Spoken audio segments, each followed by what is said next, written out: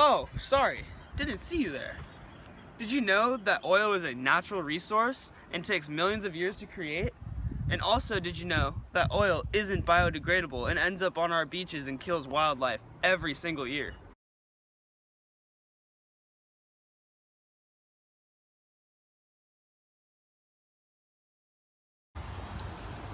Over here, you can see usually behind the clouds, there are some oil rigs. When those oil rigs break and leak into the ocean, tar like this spreads everywhere and ends up on the beaches every single day.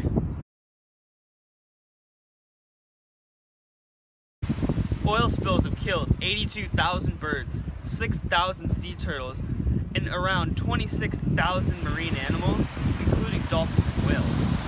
This is a major problem because it disrupts the ecosystem by harming and killing tons of animals that live in the ocean right over there.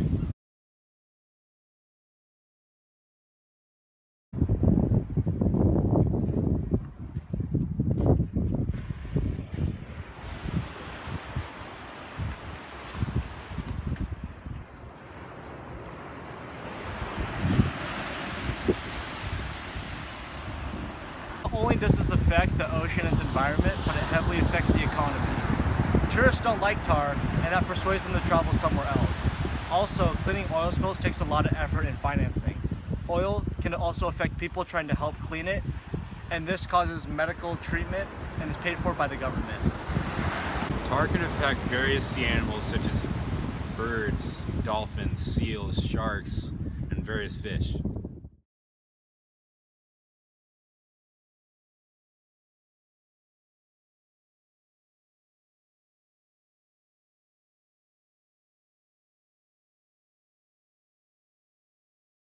solution to this problem would be to participate in beach cleanups all throughout the coastline. Limitations involve land rights, money, and it's not nearly possible to clean up every area of the coastline.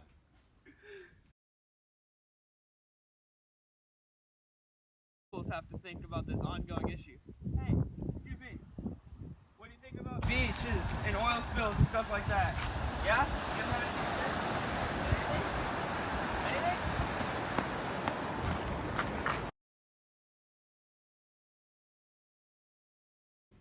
Hi, we're here with Dr. Carlson from the UCSB Marine Lab, and thank you so much for giving us your time for this interview. We're gonna ask you a couple questions about the oil spills, and the first question is, what can we do as a community to lessen the impact that oil spills have on our aquatic ecosystems? I think the biggest thing is to just keep up pressure on oil companies to have them, pay attention to best practices to keep their utilities up to snuff and so everything's protected and so that they have good maintenance of their facilities. But we're at the Santa Barbara Channel is kind of unique in that we sit on top of natural seeps.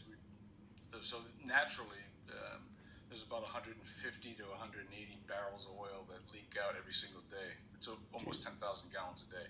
So we're already in the presence of a natural system that's leaking a lot of oil. So we don't need more. So having pressure over the community to place on the systems that are harvesting the oil is always having good diligence and pressure on those groups. Okay. The next question, are there any advancements for oil rigs that could be prevented from breaking or spilling? I don't know too much about the engineering of oil rigs, but I know that the companies are very worried about it, so they put a lot of money and resources into engineering to increase the safety of those systems. But what they're doing exactly is beyond my level of expertise. Okay. Thank you, and I'm gonna hand the mic off to Zack. How are you, Mr. Carlson? Very good. All right. The next question we have for you is, how have oil spills affected your everyday life working as a marine biologist? So, most of the work that we do is we're microbial oceanographers. We work well offshore, so oil spills are not something that impacts my research program directly, but there are several faculty members and groups on campus that are specifically studying hydrocarbons and natural hydrocarbon leakages and then anthropogenic spills. And so I think what better understanding how the flow of the oil is transported through ocean currents and through winds and what the best practices are to absorb that material is kind of where the engineering and the science kind of meets together.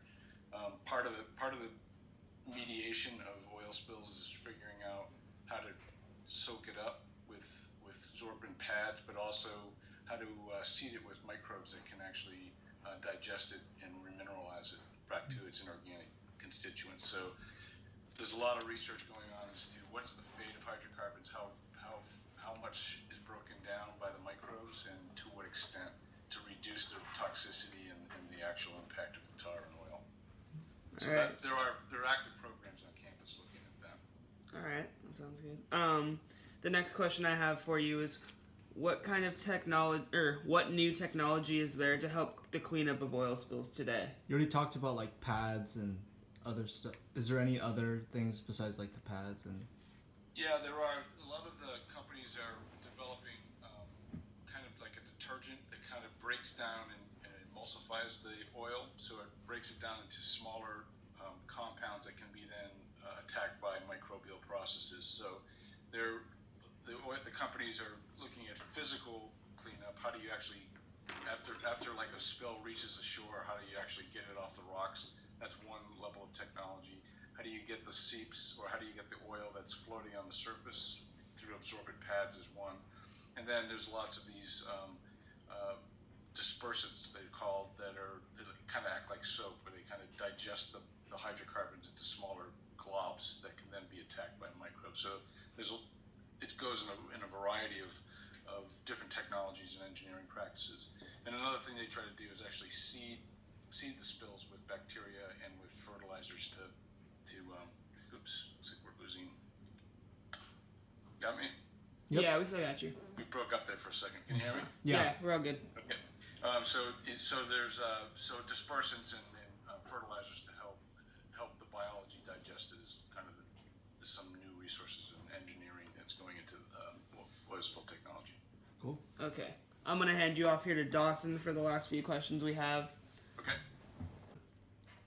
Okay, so my first question is there a certain animal species that is affected most by oil spills?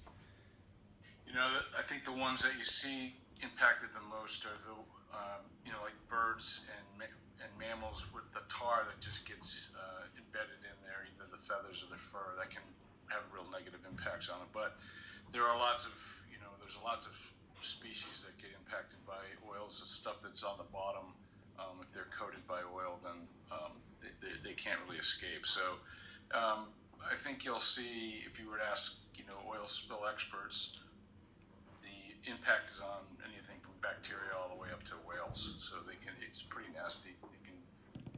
But obviously you see it in the birds. Gets in the feathers and it breaks down the oils. They can't fly or keep the water off of them. So it can be pretty devastating.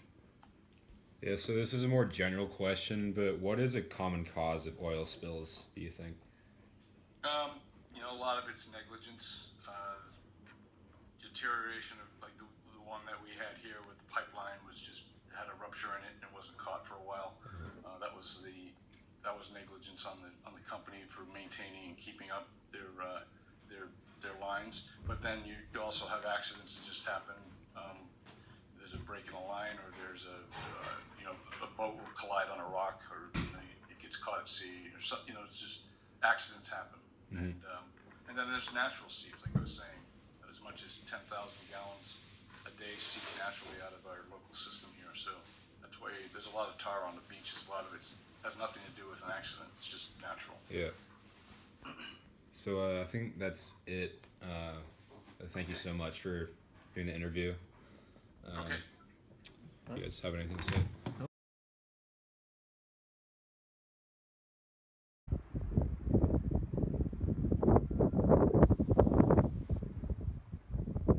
Oh, sorry. Didn't see you there. Did you know that oil is a natural resource that is not able to be oil spills have killed 82,000 birds, 6,000 sea turtles, and around 26 marine animals.